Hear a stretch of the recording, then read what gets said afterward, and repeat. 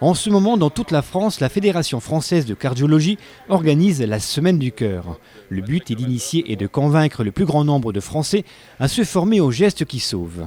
Une initiative relayée sur le plan local par l'association Cœur et Santé de Mandelange et Val-et-Lorne qui organisera toute une série de manifestations avec en ligne de mire une conférence débat sur les gestes qui sauvent à l'espace culturel le mardi 29 septembre. Rencontre tout d'abord avec les membres de l'association, des malades victimes d'accidents cardiaques, des personnes atteintes de pathologies ou à risque. Les facteurs de risque, c'est par exemple l'hypertension, bien sûr, l'hypercholestérolémie, le diabète, le stress, la cigarette, bien sûr, en fait partie aussi. Alors, dans ces adhérents que nous accueillons, nous leur proposons toute la semaine, bien sûr, cette salle qui est ouverte tous les jours de 9h à 11h et 2 fois par semaine en soirée. Et puis d'autres activités comme la marche, 2 fois par semaine, l'aquagym, l'aquacœur, une fois à Amnéville le lundi et 2 fois sur Florange le mardi et vendredi. Et vous avez également de la gymnastique le lundi en salle Jeanne d'Arc. Des activités multiples et variées qui permettent d'entretenir son cœur et de le maintenir en forme. Autre mission de l'association, la lutte contre la sédentarité et la prévention sous toutes ses formes, tabagisme, obésité et bien sûr, gestes qui sauvent.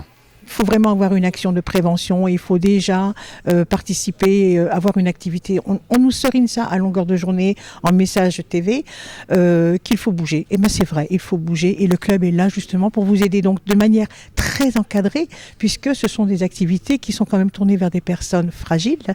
Donc c'est pas du tout... ce sont des activités qui sont encadrées avec des gens qui sont compétents pour vous indiquer les gestes à faire, aussi bien pour le tapis de marche que sur les vélos, qu'en gymnastique, en aquagym, etc. Voilà, tout est très encadré. Et alors, il ne faut pas avoir peur de venir. D'abord, c'est très convivial aussi. Il y a une grosse partie de bonne ambiance. Et bon, on sait à qui on a affaire. On sait les pathologies. Donc, on est très à l'écoute aussi de tout ce qui se passe. Et il y a aussi dans le club une partie un petit peu écoute par rapport au mal-être des gens. Donc ça aussi c'est important et le club est là aussi pour venir aider un petit peu les gens. On n'est pas des psys, loin de là, mais on peut quand même apporter une oreille, une écoute. Des gestes qui sauvent, c'est le thème de la Fédération française de cardiologie qui s'efforce à faire prendre conscience à la population de l'importance d'être à la fois informé, mais surtout formé sur les pratiques à faire en cas de présence de victimes d'arrêt cardiaque. C'est un combat au quotidien que nous menons, c'est le combat de nos cardiologues en tout cas, on sent maintenant un intérêt croissant au niveau des pouvoirs publics. Donc on insiste justement au niveau de la Fédération française de cardiologie et ce thème est repris chaque année de façon justement à faire bouger les choses et les choses bougent. Qui est en arrêt ventilatoire et apparemment en arrêt cardio-ventilatoire, tu reviens quand tu as fini d'appeler, tu viens avec le DSA. D'accord ? Moi, je commence la RCP. Une vie égale 3 gestes. Voici le slogan de l'association et de la Fédération française de cardiologie. Appeler, masser et défibriller, voici les 3 gestes qui peuvent sauver des vies. En France, chaque année, ce seraient des milliers de vies sauvées si la population était beaucoup plus formée à ces gestes, d'où la nécessité de la formation. La conférence, organisée le 29 septembre à 19h à l'espace culturel, prend donc toute son importance. Appuyez sur la touche verte. Pratiquez alternative, ne touchez pas le patient. Alors, docteur Califé, bien sûr, le chef de service du service cardiologie de Bon Secours sera là.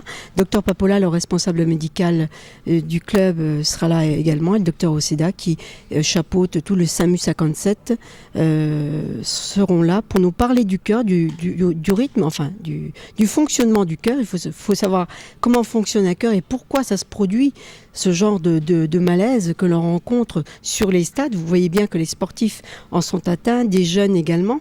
Alors pourquoi ça se produit et comment réagir face à ce malaise, face à cette victime. Alors on va l'apprendre avec eux déjà, pourquoi ça se produit, ensuite comment réagir avec la Croix-Blanche et on montrera aux personnes qui assisteront comment intervenir et ils essaieront peut-être avec nous. Il y aura des démonstrations, c'est ça ? Il y aura des démonstrations, oui. Une conférence débat avec démonstration sur les gestes qui sauvent devrait attirer du monde. C'est en tout cas le souhait de la municipalité, partenaire actif de cet événement. On ne pouvait pas s'y soustraire parce que c'est une action très importante pour les gens qui ont été malheureusement atteints par ce genre de problème.